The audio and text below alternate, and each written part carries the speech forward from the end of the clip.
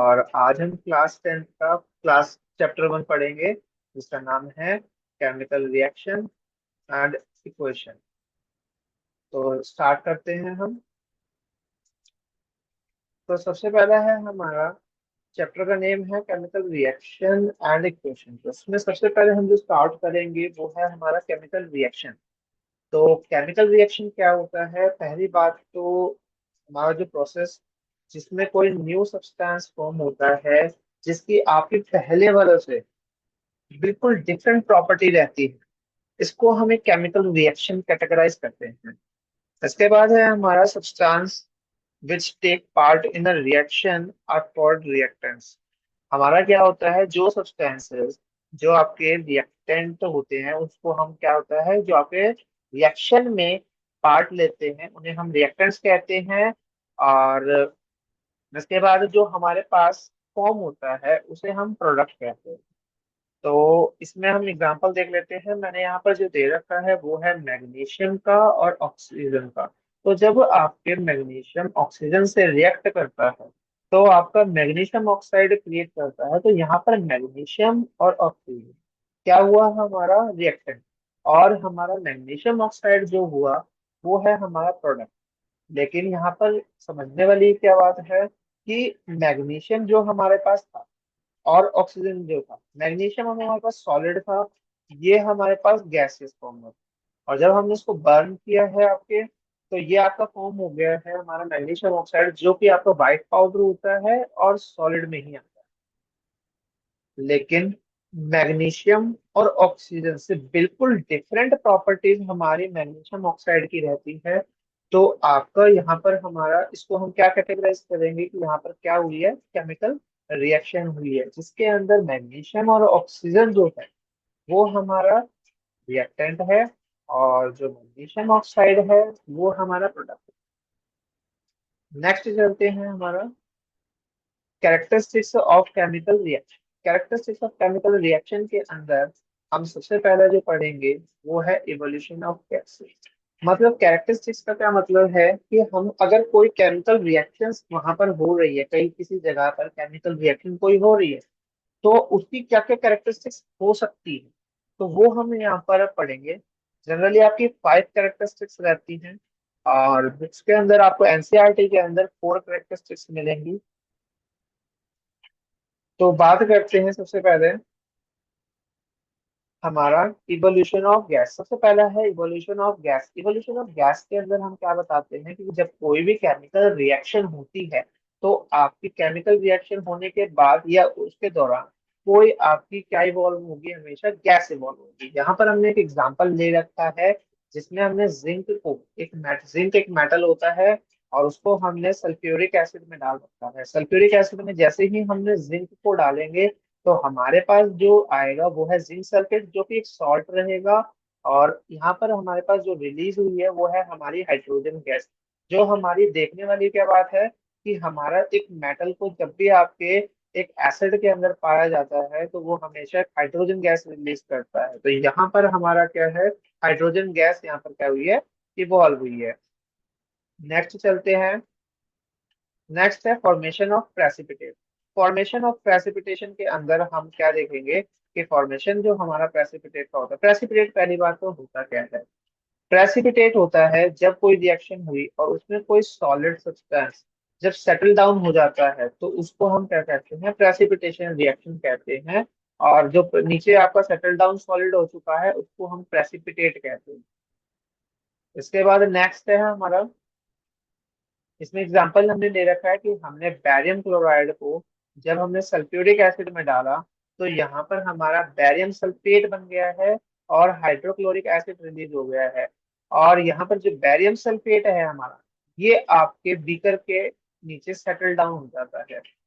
तो यहाँ पर जो प्रेसिपिटेट हुआ है वो हुआ है हमारा बैरियम सल्फेट। नेक्स्ट चलते हैं।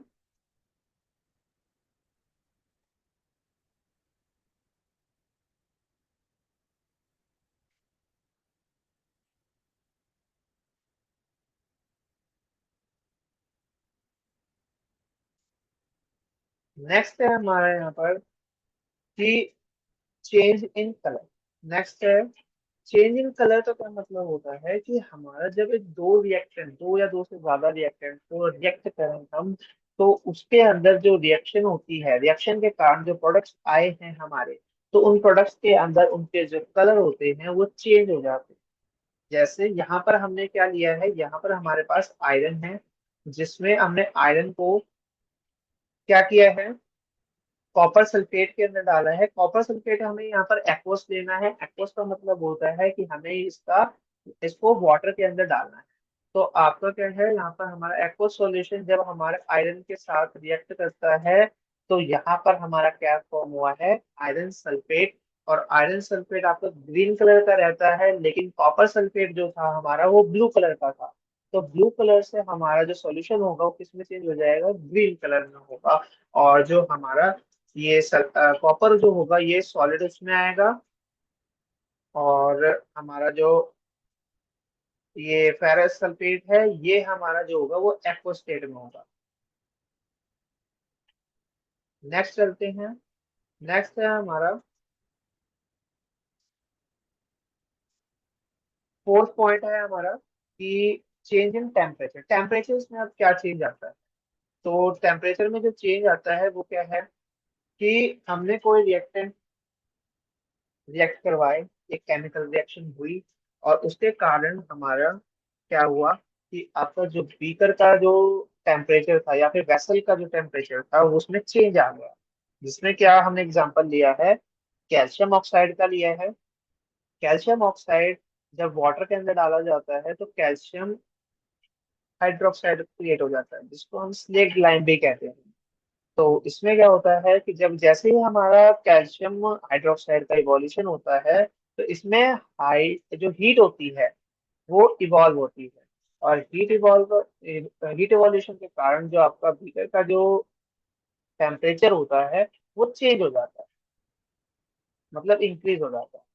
इसके बाद बात करेंगे चेंज इन स्टेट। हो सकता है कि आपकी कहीं पर केमिकल रिएक्शन हुई हो और आपको उसके कारण किसमें चेंज आया हो, स्टेट में। तो स्टेट में कैसे होता है, जैसे हमने कंबशन किया कैंडल वैक्स का, तो आपका कैंडल वैक्स जो होता है वो आपका स्टेट चेंज कर लेता है। तो नेक्स्ट बात करते हैं हमारा केमिकल इक्वेशंस की। केमिकल इक्वेशंस क्या होते हैं, जनरली केमिकल इक्वेशन कुछ नहीं होते, ये आपके केमिकल रिएक्शन को ही जब हम सिंबॉलिकल फॉर्म में रिप्रेजेंट करते हैं तो उसको हम केमिकल इक्वेशन कहते हैं। तो डेफिनेशन हमने क्या लिख रखी है यहाँ पर, the method of representing a chemical reaction with help of symbols and formulas of a substance.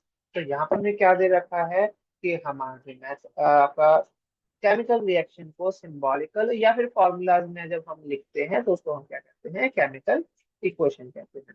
तो यहाँ पर हमने एक एग्जांपल भी ले रखा है नीचे, जिसमें हमने क्या कर रखा है कि जिंक, और जब हम सल्फ्यूरिक एसिड को मिलाते हैं, जब हम जिंक और सल्फ्यूरिक एसिड को मिलाते हैं तो जिंक सल्फेट और हाइड्रोजन पर। तो यहाँ पर हमारा क्या है, अब जब हमने इसको केमिकल इक्वेशंस में डालेंगे तो इसमें क्या डालेंगे कि जिंक, और हमने जिंक की जगह जिंक का एक सिंबल इस्तेमाल किया है जिसको Zn लिखा है हमने। सल्फ्यूरिक एसिड को H2SO4 लिखा जाता है, और हमारा जिंक सल्फेट ZnSO4 बना है यहाँ पर, और हाइड्रोजन गैस को हमने H2 गैस लिखा हुआ। तो यहाँ पर इसको हम क्या कहते हैं, हमारी केमिकल इक्वेशन कहते हैं। नेक्स्ट चलते हैं।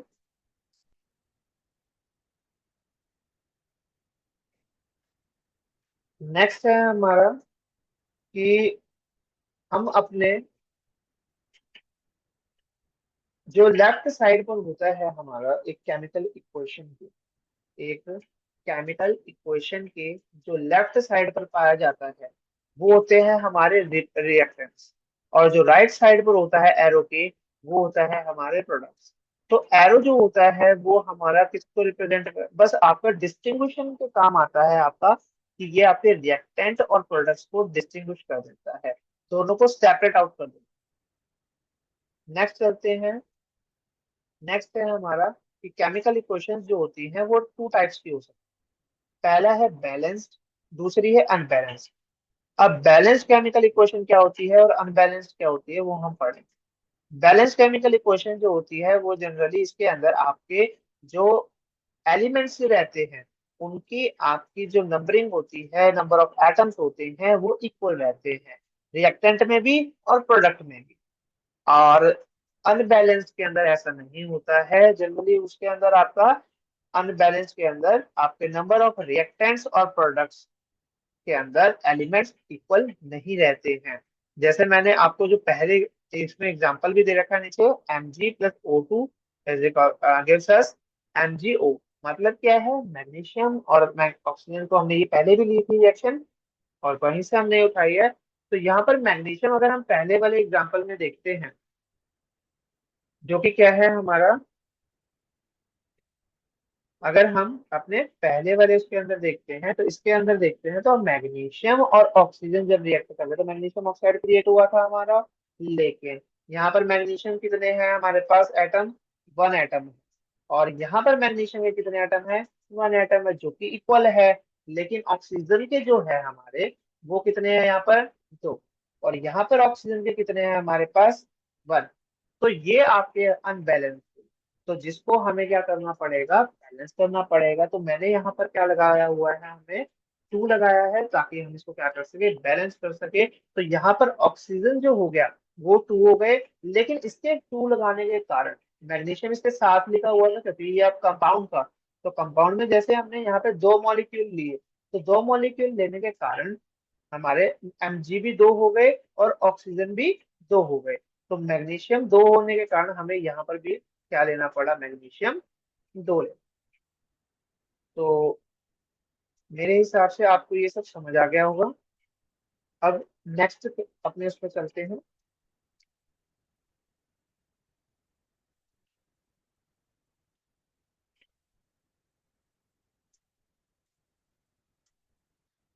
नेक्स्ट है हमारा टाइप्स ऑफ केमिकल रिएक्शंस। अब देखो, हमने केमिकल इक्वेशंस पढ़ ली, हमने अपने कैरेक्टरिस्टिक्स पढ़ी केमिकल रिएक्शन की, हमने केमिकल रिएक्शन देखा क्या होता है।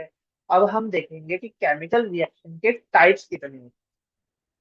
तो यहाँ पर सबसे पहला जो टाइप्स हमने लिख रखा है वो है कॉम्बिनेशन रिएक्शन। सबसे पहला टाइप कॉम्बिनेशन रिएक्शन, और सबसे इजी जो रिएक्शन है वो यही है हमारी, जिसके अंदर जो केमिकल रिएक्शन होता है वो क्या होता है, वो रिएक्शन जिसके अंदर 2 या 2 से ज्यादा सब्सटेंस जब कंबाइन होते हैं, मतलब यहाँ पे रिएक्टेंट्स जो हैं हमारे, वो 2 भी हो सकते हैं और 2 से ज्यादा भी हो सकते हैं। तो वो कंबाइन होकर सिर्फ एक सिंगल सब्सटेंस फॉर्म कर दे, मतलब एक से ज्यादा सब्सटेंस आपका फॉर्मेशन नहीं होगा। तो यहाँ पर इस तरह की जो केमिकल रिएक्शन होती है, इसको हम कॉम्बिनेशन रिएक्शन कहते हैं। क्या कहते हैं, कॉम्बिनेशन रिएक्शन। इसके बाद है हमारा एग्जाम्पल चेक करते हैं। एग्जाम्पल में मैंने लिखा हुआ है कि हाइड्रोजन गैस जब ऑक्सीजन गैस के साथ रिएक्ट करता है तो वाटर बना लेता है। हमारा अमोनिया जो होता है जब HCl के साथ रिएक्ट करता है तो आपका अमोनियम क्लोराइड बना लेता है। तो आप एक भी चीज चेक करें कि हमारे यहाँ पर जो रिएक्टेंट था वो 2 थे, लेकिन जब हमारे जो प्रोडक्ट आए हैं उस तरफ हमारा जो प्रोडक्ट है वो सिर्फ सिंगल प्रोडक्ट आया है। तो इसके अंदर हमेशा ही इसी तरह से रहेगा कि आपके 2 या 2 से ज्यादा रिएक्टेंट हो सकते हैं आपके, और आपके प्रोडक्ट जो रहेंगे वो हमेशा एक ही रहेंगे। पेपर में पहचानना भी आपको इसी तरह से है कि आपके लेफ्ट हैंड साइड पर 2 या 2 से ज्यादा रहने चाहिए, और राइट साइड पर आपके क्या होने चाहिए, एक ही आपका सिंगल क्या होना चाहिए, प्रोडक्ट। नेक्स्ट चलते हैं। नेक्स्ट है हमारा डिपोजिशन रिएक्शन। तो डीकम्पोजिशन रिएक्शन क्या होता है हमारा, डीकम्पोजिशन रिएक्शन के अंदर आपका जो रिएक्शन होती है उसमें क्या होता है, जैसे ये आपका जनरली कॉम्बिनेशन का बिल्कुल अपोजिट रहता है। तो डीकम्पोजिशन रिएक्शन के अंदर आपका जो एक सिंगल सब्सटेंस होता है वो 2 या 2 से ज्यादा सिंपलर सब्सटेंसेस में टूट जाता है। तो यहाँ पर हम चेक करेंगे कि ये जो सिंपलर सब्सटेंसेस है यहाँ पर किस किस कारणों से टूटते हैं वो चेक करेंगे। तो ये जनरली आपके डीकम्पोजिशन रिएक्शन 3 रीजंस के कारण ब्रेकडाउन होते हैं। तो इसीलिए यहाँ पर जो डिकम्पोजिशन रिएक्शन है वो 3 तरह की हो सकती है। पहला है हमारा फोटो डिकम्पोजिशन रिएक्शन, दूसरा है इलेक्ट्रिक डिकम्पोजिशन रिएक्शन, और तीसरा हमने इसके अगले पेज पर है वो है आपका थर्मल डिकम्पोजिशन रिएक्शन, जिसके अंदर आप क्या पढ़े, पहला सबसे पहला है हमारा फोटो डिकम्पोजिशन रिएक्शन। देखो जैसा फोटो हमें पता है, फोटो जो होता है लाइट को कहते हैं, किसको कहते हैं, लाइट को। तो फोटो डिकम्पोजिशन रिएक्शन जो होता है हमारा, इसके अंदर किस तरह से कहेंगे कि जो हमारा डिकम्पोजिशन हो रहा है वो आपके लाइट के कारण हो रहा है। तो इसमें सबसे जो फेमस हमारे पास जो एग्जाम्पल है वो है आपका सिल्वर ब्रोमाइड का, जो AgBr लिख रखा है मैंने। और लाइट के प्रेजेंस में ये आपका सिल्वर में अलग हो जाता है, मतलब Ag अलग हो जाता है, और आपका Br2 मतलब ब्रोमीन जो है वो अलग हो जाता है। इसी रिएक्शन को हम black and white photography reaction भी कहते हैं, या फिर मैं कहूँ जो हमारी पहले ब्लैक एंड व्हाइट फोटोग्राफी हुआ करती थी, तो उसके अंदर जो सी रिएक्शन इस्तेमाल होती थी उसके ऊपर एक्चुअली AgBr लगा हुआ था, मतलब सिल्वर ब्रोमाइड लगा हुआ होता था। जो कि आपका जैसे ही लाइट की प्रेजेंस होती थी तो वो आपकी रील जो होती थी वो खराब हो जाती थी। तो वही आपका वो आपका किस कारण से होता था, सिल्वर ब्रोमाइड के कारण। नेक्स्ट चलते हैं हमारा electric decomposition reaction. Electric decomposition reaction जो होता है हमारा, वो आपका क्या होता है कि इसके अंदर जो डिकम्पोजिशन होता है, मतलब जो ब्रेक डाउन होता है, वो किस कारण से होता है, इलेक्ट्रिसिटी के कारण। किसके कारण होता है, इलेक्ट्रिसिटी के कारण। तो अब इलेक्ट्रिसिटी के कारण कैसे होता है, यहाँ पे हमने NaCl लिया, NaCl जो होगा वो एक्वस लिया जाएगा, एक्वस सॉल्यूशन बनाया जाएगा। मैंने आपको बता दिया है एक्वस सॉल्यूशन क्या होता है, कि जिसको हम वाटर में मिक्स करके करते हैं। तो हमने एक्वस सॉल्यूशन लिया NaCl का और उसमें से इलेक्ट्रिसिटी पास करवाई। इलेक्ट्रिसिटी पास करवाते ही हमारा क्या होगा कि वहां पर सोडियम अलग आ जाएगा और क्लोरीन गैस वहां पर क्या होगी, इवॉल्व हो जाएगी। तो इसमें मेरे ख्याल से कोई डाउट नहीं होगा। आगे चलते हैं।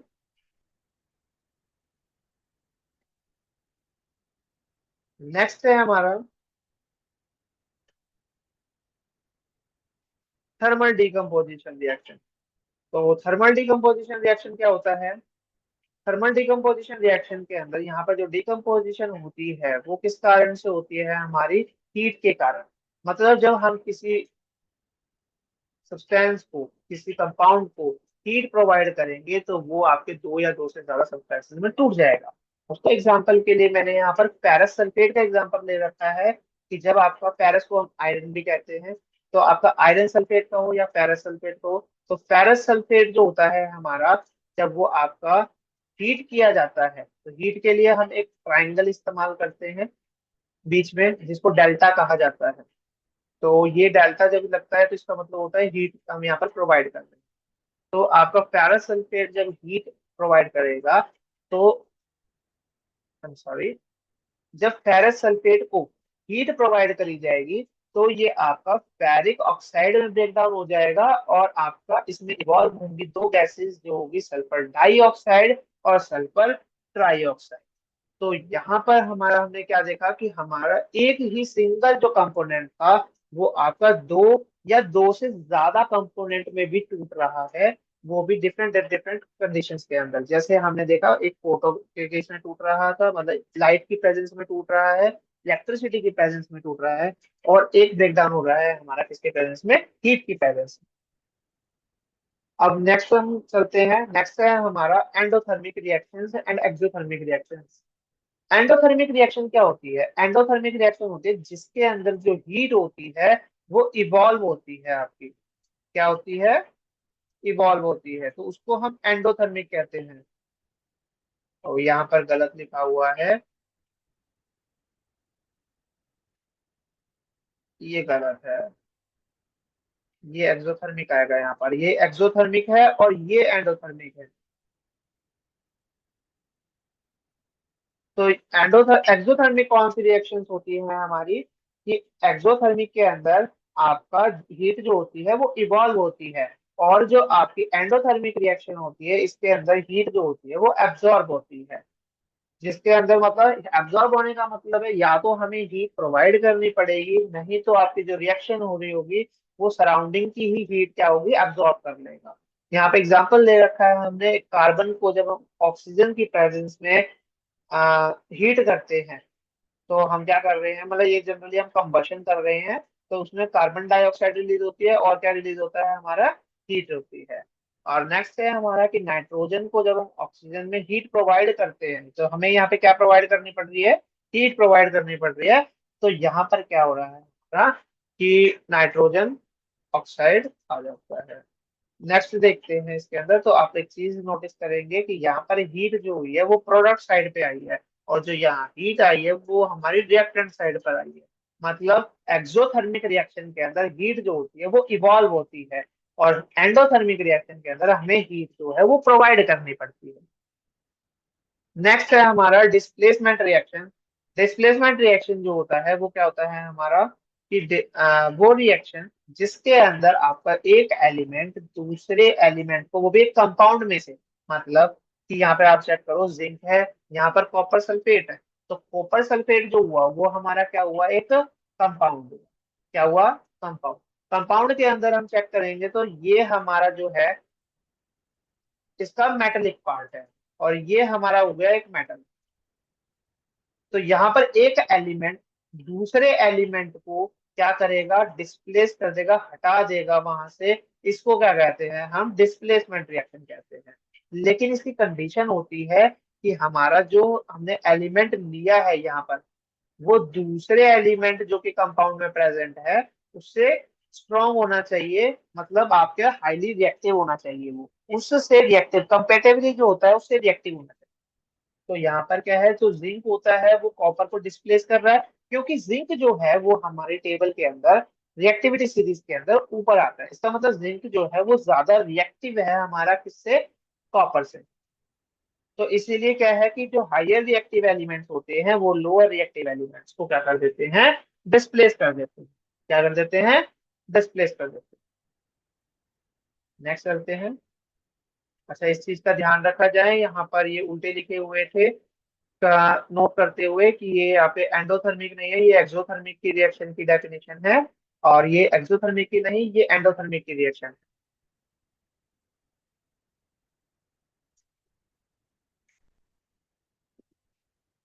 नेक्स्ट पेज पर चलते हैं। हमारा नेक्स्ट टॉपिक जो रहेगा इसके अंदर, वो हमारा नेक्स्ट है डबल डिस्प्लेसमेंट रिएक्शन। नेक्स्ट है हमारा double displacement reaction. Double displacement reaction क्या होता है, डबल डिस्प्लेसमेंट रिएक्शन के अंदर आपका जो एक्सचेंज होता है जनरली आयंस का, इसमें क्या होता है कि जैसे ये हमारा एक कंपाउंड है, ये भी हमारा एक कंपाउंड है। तो आपको पता है एक कंपाउंड के अंदर हमारे दो तरह के आयंस पाए जाते हैं, एक पॉजिटिव आयंस होते हैं और एक नेगेटिव आयंस होते हैं, जो मतलब जनरली हमारे कैटायंस और एनायंस रहते हैं। तो आपके इसके अंदर बस कुछ नहीं होता कि आपका बस जो कटायंस और अनायंस होता है, जैसे यहाँ पे ये कटायन है और ये अनायन है। यहाँ पे हमारा Na जो है वो कटायन है और Cl जो है वो क्या है, अनायन है। तो यहाँ पे क्या होगा, Ag जो होगा वो आपके Na को डिस्प्लेस कर देगा। तो इसका मतलब क्या है, जनरली आपके जो आयंस होंगे वो एक दूसरे को क्या कर लेंगे, एक्सचेंज कर लेंगे। तो Ag देखो Cl के साथ आ गया और Na जो है वो NO3 के साथ। तो क्योंकि यहाँ पर डबली डिस्प्लेस्ड हुआ है, यहाँ पर क्या हुआ है, आपने जो एलिमेंट्स थे उन्होंने दो बार डिस्प्लेसमेंट कर रखी है, इसलिए इसको हम डबल डिस्प्लेसमेंट रिएक्शन कहते हैं। तो यहाँ पर हम आगे चलते हैं हमारे फिफ्थ टाइप पर। फिफ्थ टाइप है हमारा ऑक्सीडेशन रिएक्शन।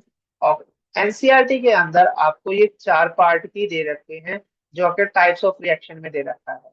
इसके बाद आपको जो ऑक्सीडेशन है वो रिडक्शन जो है वो सेपरेट दे रखा है, आपको टाइप्स ऑफ रिएक्शन में नहीं दे रखा। तो लेकिन मैंने यहाँ पर आपको ये टाइप्स ऑफ रिएक्शंस में ही दे रखे हैं, जो कि आपका पैसा है ऑक्सीडेशन रिएक्शन। ऑक्सीडेशन रिएक्शन क्या होता है, जब हमारा एडिशन होता है ऑक्सीजन का, या फिर इस चीज का ध्यान रखा जाए, और लिखा हुआ है यहाँ पर एंड नहीं लिखा है, मतलब ये दोनों चीजें साथ नहीं होगी, इन दोनों में से एक ही चीज होगी। तो या तो एडिशन होगा ऑक्सीजन का, या रिमूवल होगा हाइड्रोजन का। तो आपका इस प्रोसेस को हम, इस रिएक्शन को हम क्या कहते हैं, ऑक्सीडेशन रिएक्शन कहते हैं। तो ऑक्सीडेशन रिएक्शन जो होता है, इसके अंदर क्या होता है हमारा कि इसमें एग्जांपल देखते हैं। पहले तो एग्जांपल देख लेते हैं, उसके बाद बात करेंगे आगे कि ऑक्सीजन, यहाँ पे हमारा CuO था जिसके अंदर ऑक्सीजन प्रेजेंट था। जब इसने हाइड्रोजन के साथ रिएक्ट किया तो इसने कॉपर और वाटर बना लिया। तो आप एक चीज नोटिस करो, तो हाइड्रोजन के अंदर आपका क्या ऐड हो गया, हमारा ऑक्सीजन ऐड हो गया, तो हाइड्रोजन क्या हुआ है हमारा यहाँ पर ऑक्सीडाइज हो गया। क्या हो गया है? ऑक्सीडाइज हो गया। अब यहाँ पर मैंने एक चीज लिख रखी है, CuO जो हुआ फिर वो ऑक्सीडाइजिंग एजेंट हुआ। मीनिंग क्या है इस चीज का? कि आपका सब्सटेंस जो होता है वो क्या करता है आपको, जो आपको ऑक्सीजन प्रोवाइड करता है या फिर आपको हेल्प करता है हाइड्रोजन रिमूव करने में, तो उसको हम क्या कहते हैं, आपका ऑक्सीडाइजिंग एजेंट कहते हैं। जनरली मतलब क्या है इसका, अब एक बात बताओ, यहाँ पर अगर CuO नहीं होता, अगर मैं यहाँ पे CuO की जगह कुछ और लगा देता जिसके अंदर ऑक्सीजन प्रेजेंट नहीं है, तो यहाँ पर हाइड्रोजन का ऑक्सीडेशन होता ही नहीं। मतलब यहाँ पर ऑक्सीजन का एडिशन तो होता ही नहीं फिर, तो इसका मतलब फिर ऑक्सीडाइजिंग एजेंट नहीं होता, ऑक्सीडेशन होती ही नहीं। तो यहाँ पर जिस कंपोनेंट के कारण क्या होती है हमारी ऑक्सीडेशन होती है, उसको हम कहते हैं ऑक्सीडाइजिंग एजेंट। तो यहाँ पर CuO के कारण आपकी क्या हो रही है, यहाँ पे ऑक्सीडेशन हो रही है, जिसके कारण CuO क्या हो जाएगा हमारा ऑक्सीडाइजिंग एजेंट हो जाएगा। नेक्स्ट चलते हैं। नेक्स्ट है हमारा रिडक्शन रिएक्शन। रिडक्शन जो होता है वो ऑक्सीडेशन का बिल्कुल उल्टा होता है। कि हमारा ऑक्सीडेशन जो होता है, रिडक्शन जो होता है उसके अंदर क्या होता है कि आपका जो हाइड्रोजन होता है वो ऐड होता है और हमारा या फिर ऑक्सीजन जो होता है वो रिमूव होता है। ऑक्सीडेशन में उल्टा था, ऑक्सीडेशन के अंदर क्या था कि एडिशन जो हो रहा था वो किसका हो रहा था, ऑक्सीजन का हो रहा था, और रिमूवल किसका हो रहा था, हमारा हाइड्रोजन का। रिडक्शन के अंदर क्या हो रहा है हमारा कि हाइड्रोजन का तो एडिशन हो रहा है या फिर रिमूव हो रहा है आपका क्या, ऑक्सीजन। तो इसको हम रिडक्शन कहते हैं। सेम इसके अंदर भी है, जो सब्सटेंसेस हमारे रिडक्शन करवाते हैं उसको रिड्यूसिंग एजेंट कहते हैं हम। नेक्स्ट चलते हैं, इसका एग्जांपल चेक करते हैं हम। रिडक्शन का जो एग्जांपल हमने यहाँ पे ले रखा है वही सेम लिया है हमने इसके अंदर भी। वो क्या है कि CuO और हाइड्रोजन जब आपके कंबाइन हुए तो उसने Cu और आपका क्या करा, वाटर अलग कर दिया। तो आप यहाँ पे ध्यान से देखिए, तो CuO में से आपका जो यहाँ पे Cu क्रिएट हो गया प्रोडक्ट में, मतलब आपका जब रिएक्टेंट था तब उसमें ऑक्सीजन प्रेजेंट था, लेकिन अब जो है वो ऑक्सीजन प्रेजेंट नहीं है। तो जिसके कारण आपका यहाँ पर CuO जो हुआ वो क्या हो गया, रिड्यूस हो गया किसमें, Cu में। तो यहाँ पर वो भी किसके कारण हुआ है, हाइड्रोजन के कारण। तो हाइड्रोजन यहाँ पर क्या हो जाएगा हमारा, रिड्यूसिंग एजेंट हो जाएगा। तो यहाँ तक मुझे लगता है आपको सब कुछ समझ आ गया होगा। फिर हम आगे चलते हैं। नेक्स्ट हमारा जो कंसेप्ट है वो है कोरोजन। यहाँ तक हम जो है पढ़ा है, हमने पढ़ा है, हमने types of reaction, types of chemical equation, chemical reaction क्या होती है, प्रोडक्ट क्या होता है, ये सारी चीजें हमने डिस्कस कर ली है। नेक्स्ट जो हम अब स्टार्ट कर रहे हैं वो है कोरोजन। कोरोजन क्या होता है, कोरोजन एक्चुअली एक प्रोसेस होता है जिसमें जो मेटल्स होते हैं वो आपके खराब हो जाते हैं, गल जाते हैं। वो भी किसके कारण, या तो एयर के कारण या मॉइस्चर के कारण या फिर किसी केमिकल के कारण, जैसे एसिड हो गया या बेस हो गया आपका। ठीक है ना। तो जब उसके सरफेस पर आपकी ये सब चीजें होती है तो ये आपका क्या हो जाता है, कोरोड हो जाता है, कोरोजन हो जाता है। इसका एग्जांपल है रस्टिंग ऑफ आयरन, सबसे बेस्ट एग्जांपल इसका रस्टिंग ऑफ आयरन है, जिसके अंदर आयरन जब रिएक्ट करता है आपका वाटर ऑक्सीजन के साथ, और किसके साथ रिएक्ट करता है, वाटर के साथ। तो यहाँ पर उसने क्या बनाया है हमारा रस, जिसका फॉर्मूला होता है Fe2O3.Xx2O। यहाँ पर इसका जो है, एक चीज ध्यान रखना आप, कि जो कोरोजन होता है वो सिर्फ आयरन में हो ये जरूरी नहीं है, वो किसी में भी हो सकता है। आपका कॉपर में भी होता है ये एल्यूमिनियम में भी होता है। लेकिन आयरन की जब कोरोजन होती है तो उसको स्पेशल नेम दिया गया है आपका रस्टिंग। तो रस्टिंग जो वर्ड है आप सबके साथ नहीं लगा सकते, ये सिर्फ और सिर्फ किसके लिए है, हमारा आयरन के लिए। नेक्स्ट चलते हैं, अब बात करते हैं कि इस कोरोजन को बचाया कैसे जा सकता है, प्रिवेंट किससे किया जा सकता है। तो सबसे पहला प्रोसेस है हमारा गैल्वेनाइजेशन का। गैल्वेनाइजेशन प्रोसेस क्या होता है हमारा, गैल्वेनाइजेशन के अंदर जनरली इलेक्ट्रोप्लेटिंग रहती है हमारी जिंक की, वो भी किसी भी मेटल के ऊपर। तो जब हम एक मेटल के ऊपर क्या करते हैं, जिंक की प्लेटिंग कर देते हैं, इलेक्ट्रोप्लेटिंग कर देते हैं, तो इस प्रोसेस को हम क्या कहते हैं, गैल्वेनाइजेशन कहते हैं। जनरली सिर्फ हम जिंक की नहीं करते हैं, क्रोमियम की भी प्लेटिंग करी जाती है आपकी, लेकिन ज्यादातर जिंक की प्लेटिंग होती है, इसलिए जिंक की जो प्लेटिंग होती है उसको हम क्या कहते हैं, गैल्वेनाइजेशन कहते हैं। नेक्स्ट चलते हैं, आप उसके ऊपर किसी भी मेटल के ऊपर पेंट कर सकते हो, ताकि आप जो है एक मेटल के ऊपर प्रोटेक्टिव लेयर बिछा सको, ताकि आपकी ऑक्सीजन जो है वो एंटर ना कर पाए। तो यहाँ पर क्या होगा, जैसे ये मेटल का सरफेस है, इसके ऊपर आपने पेंट कर दिया, पेंट की लेयर बिछा दिया, जो कि एक बैरियर का काम करेगा आपका ऑक्सीजन एंटर करने से या फिर वाटर एंटर करने से, जिसके कारण ये रस्टिंग जो होगी या कोरोजन जो होगा वो क्या हो जाएगा, स्लो डाउन हो जाएगा। नेक्स्ट चलते हैं हमारा, वो है ऑयलिंग। ऑयलिंग भी आपका पेंट की तरह सेम काम करता है। ऑयलिंग में हम सिर्फ क्या करते हैं, ऑयल लगा देते हैं, ऑयल की लेयर कर देते हैं उसके बीच। नेक्स्ट है हमारा रेंसिडिटी। अब जैसे हमारे मेटल्स है वो खराब होते हैं आपके मॉइस्चर और एयर की प्रेजेंस में, वैसे ही हमारा जो खाना होता है वो भी आपका जो है एयर और मॉइस्चर की प्रेजेंस में खराब हो जाता है। तो इसमें आपकी डेंसिटी देखते हैं क्या होती है हमारी, the condition in which oxidation of fat and oil in food marked by unpleasant smell और टेस्ट। मतलब क्या है यहाँ पर कि आपका जनरली जो फूड के अंदर फैट्स रहते हैं या ऑयल्स रहते हैं वो आपके ऑक्सीडाइज्ड हो जाते हैं, मतलब ऑक्सीजन से रिएक्ट कर लेते हैं, और उसके कारण वहां पर उसकी जो स्मेल है वो बहुत गंदी हो जाती है, और टेस्ट भी उसका क्या हो जाता है, खराब हो जाता है। इस प्रोसेस को हम क्या कहते हैं, रेंसिडिटी कहते हैं। नेक्स्ट चलते हैं, अब रेंसिडिटी हुई है हमारी, रेंसिडिटी के बाद इसको प्रिवेंट किस तरह से किया जा सकता है ये देखेंगे हम। तो पहली बात तो आप फूड को पैक कर सकते हो। दूसरा क्या है, आप क्या कर सकते हो कि आप एंटीऑक्सीडेंट्स जो होते हैं हमारे एंटीऑक्सीडेंट्स जो होते हैं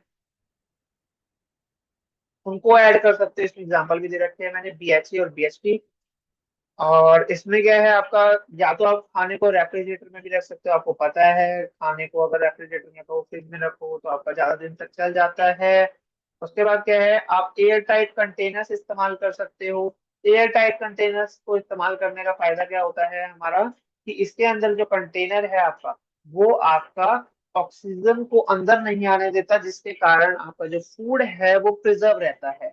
इसके बाद है हमारा कि आप स्टोर कर सकते हो फूड को लाइट से। एक्चुअली लाइट जो होता है हमारा वो किस तरह काम करता है, वो आपकी रिएक्शन को फास्ट कर देता है ऑक्सीजन से। अगर वहां पर लाइट प्रेजेंस नहीं होगी तो कोई भी आपको कोई सोर्स जैसे ऑक्सीजन है वहां पे होगा, प्रोसेस हो सकता है कि आपको वो रस वो सॉरी रैंसिड होगा पूरा, लेकिन काफी लेट होगा। मतलब जो आपकी प्रोसेस है आपका वो क्या होगा, वो स्लो डाउन हो जाएगा अगर लाइट से आप क्या करोगे, उसको दूर रखोगे। तो मैं उम्मीद करता हूँ कि आपको जो मैंने आज पढ़ाया है वो आपको सब कुछ समझ आ गया होगा। ये चैप्टर 1 है आपका, जो कि क्लास 10th का फर्स्ट चैप्टर है, और ये आज फिनिश हो चुका है यहीं पर। और थैंक यू आपका कि आपने मेरे को यहाँ तक सुना।